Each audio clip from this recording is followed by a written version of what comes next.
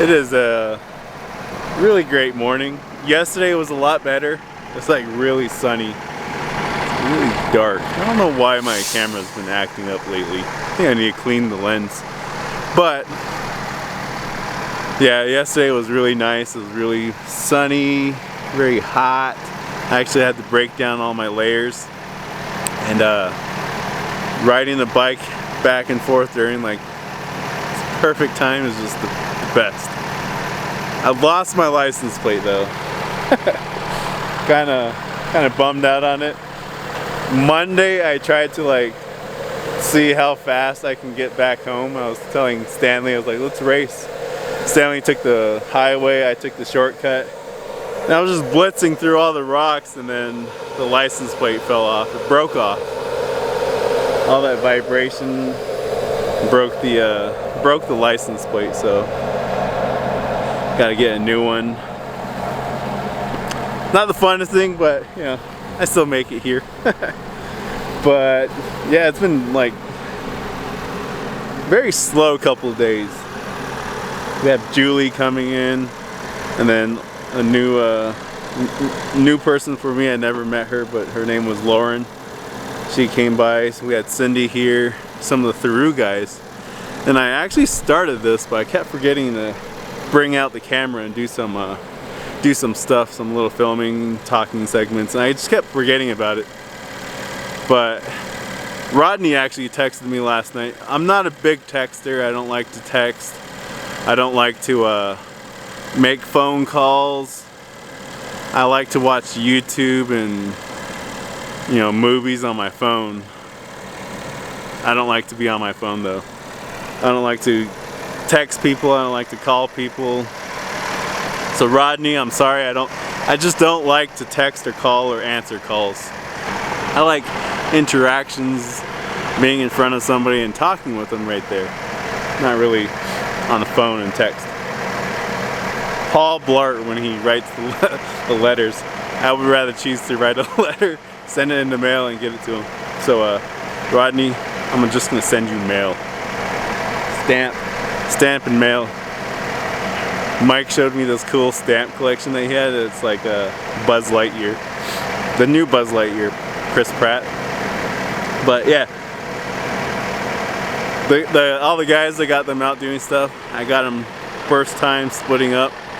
Have one team going to Black Mesa and the other team's doing our drywall stuff. They were supposed to have started at like the beginning of the week, but you know, we had these visitors come in, annual reviews. The guys did an amazing job with you know, keeping my yard clean. Trash, the weeds. It's just great to come in here and seeing the yard squared away, spiffed up, and not seeing one trash on the ground is what I like to see. These little tiny things really bug me when I see a little trash sitting on the ground. But yeah, the guys did amazing. They got this place looking clean for our visitors. Got the trucks all detailed, maintenance, tire rotations. More little tiny problems on that big thing. But yeah, it's been going good. I am actually going to be going towards like Crossroads and Page area, Gap. We have some above ground systems using a tank similar to this. I'll try and show it. I don't want to show too much of it because I don't want there to be any like, I don't want to show too much of like the home stuff, but I might show a little bit of it. It's all above ground system, so this stuff can be removed if you were to leave. Like if you wanted to move your house somewhere.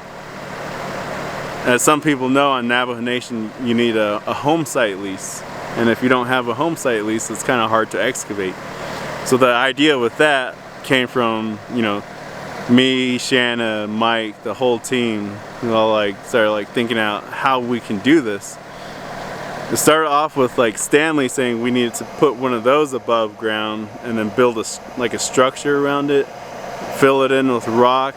But I was like, it needs to be removable. And then Shanna bought these above ground tanks. Not this, it looks like this, but not that. And we're just trying to like play around with it. And then it's right there, you can kind of see it. I'll show you at the other house. But the idea is it can be removed, and it's not excavating, it's a shovel length deep. So you could like grab the line and just pull them out. The drainage is the same way. We use a perforated sock. It's like a PVC, but it's collapsible. You pull it out. It's about like 10 feet long, little holes drilled on the side, and then there's this like fabric on the outside. And you tie one end and then you connect the other to the drain. That's also removable. A shovel length deep, just you can grab it, you can pull it all out. The homeowner knows, you know, don't drive on it, don't try and use a shovel and dig through it, but that's the whole idea, is like people with home site lease issues, or if you live on top of a rock and you don't know how you can get away with some of these, because using a breaker is not always the best. Stanley always stresses out about this because it puts so much stress on a backhoe. Breaks, leaks, now you're down to big machinery. It's good for like the soft stuff if you don't want to keep clawing at it, but we just try and not use it as much. But yeah, I'll show you some of those, and then hopefully everything goes well, and then the day goes by quicker. Lately it's been going by really slow. I get so focused, and I almost took off, and I was like, oh yeah, I was gonna show you guys this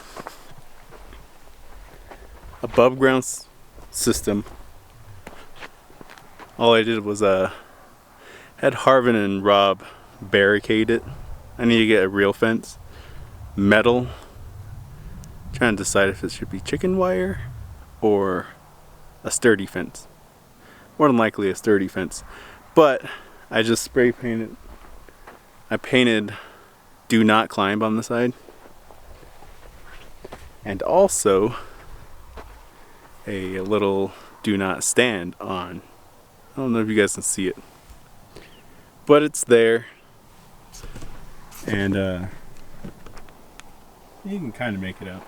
Do not stand on. Do not climb. Clean water. Also screwed them down. And then again, do not climb. You can put these, someone will probably still climb it, so I put some grip tape around it. Harvin and Rob put the grip tape kind of like this, imitating you can climb on it, and I just peeled them off and I just stuck them around here. Kind of make it like an anti-slip, but nice yellow wording on this. Above ground system, it's kind of on a hill, and then this is all waterline. It's only a foot, a shovel length deep, so you can pull it out if it needs to be moved. Same with the drain and the infiltrators. Well, not infiltrators, the drain and the sock, perforated sock. It's only a shovel length deep as well, so it's pretty cool. I like it. It hasn't froze. That has not froze. They built a box right here, insulation, and then just had those guys cover it with more sand on top. Just to better insulate it so it doesn't freeze. And it's been cold. It's had its cold fronts, like 20 degrees, 15 degrees, and it hasn't froze. Homeowner says it hasn't froze, so that's cool. It works. Simple solution. That was kind of a headache. For a while I was like, I had everyone here. Julie, Cindy, Mike, Lauren, some of the guys from Theroux. I can't remember their names, but some of the guys from Theroux, they're here, and we kept thinking about like, what are we gonna do? We're gonna need to make this flap, we need to make this lock, and I was like, they were all gone. By myself, looked at it. I was like, oh, let me just screw the top on. Those lids already have screws in it, so I just backed them out, flipped them on top, and then screwed them down, and then put some silicone around the screws so it doesn't, like, water doesn't seep in. It's a non-corrosive screw, so it's made for that. All I did was just silicone it. Left the lid, because right in the middle, that's where you can put your water in, fill it, and yeah, hopefully it works. We have another one like this, but that one I'm gonna actually lock it, because the people around that lives around that community just a little sketchy, so she wants to lock and key, so I'm gonna start heading that way and then pick up a lock, do the exact same, just without the paint. I'm gonna do the exact same thing, screw it down, and then I'm gonna lock it. I just showed up to Page Lumber and just finished some lunch. Gonna walk in there, see if I can find a lock.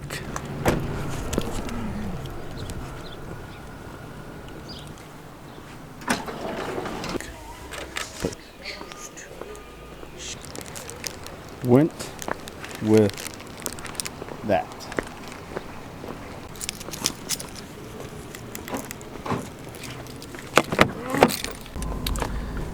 Now on the way to Gap area. Page Honda Bros. So this is the other one that we did. It's like a semi above ground but kind of underground. The ground's really soft here. It's like really beach sandy sand stuff. So it's kind of like above ground, but it's like halfway buried. So, and then I just put a lock on there, but it's pretty cool. And then yeah, we have like a nice little pump house. It's actually kind of big.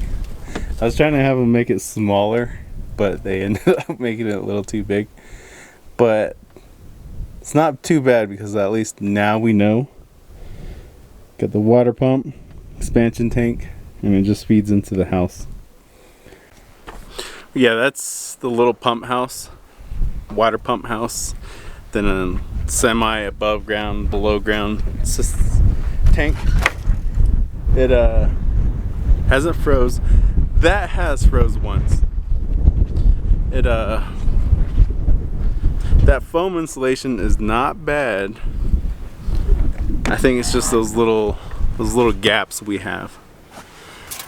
Little gaps we have in the foam part. Yeah, those little gaps in the foam. I think that's where like most of the cold air comes in. But that's an easy fix. Just do a little bit of patching, and then you can it'll be insulated. I have another one like that. So that idea came with homes that already have like septic tanks, and all it needs is just a water line connection, but those take forever. So, and a lot of these houses don't have like areas inside of the house for a water pump. So you have to resort to a pump house. I had the guys make that up, and then we got one of those pumps from Home Depot, plumbed it in, ran a power wire to it, and plugged it in, and it worked. It worked. Just need to patch up those little spots for the foam. It's getting into the like warm weather, so it hasn't froze since. It has like kind of like got a little bit of frozen, but not too bad. The homeowner just opens the little door and then lets the sunlight hit it, and then she can use her system.